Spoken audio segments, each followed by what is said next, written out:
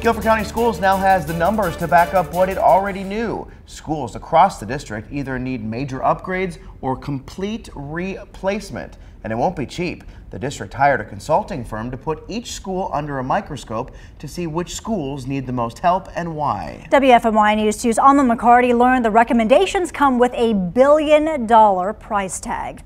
Yeah, this new data will allow the district to prioritize the need. For many Guilford County teachers, parents, and students, the findings are kind of a no-brainer. Many schools are outdated or don't operate as well as they once did.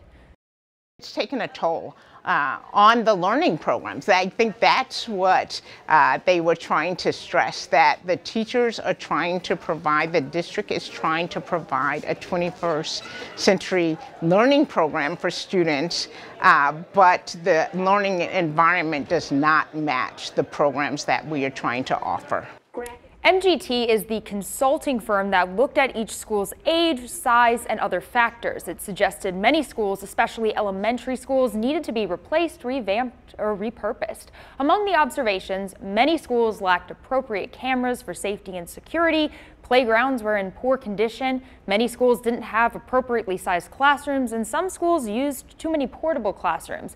If they were all put into place, the recommendations would cost the district more than $1.5 billion. Yeah, the main takeaways is, boy, we have some really deficient facilities. The study is to assess each one of our facilities, go deep into the buildings, determine the condition of the HVAC system, for example, and then on top of that, determine what is the life cycle. When do we need to begin to replace that?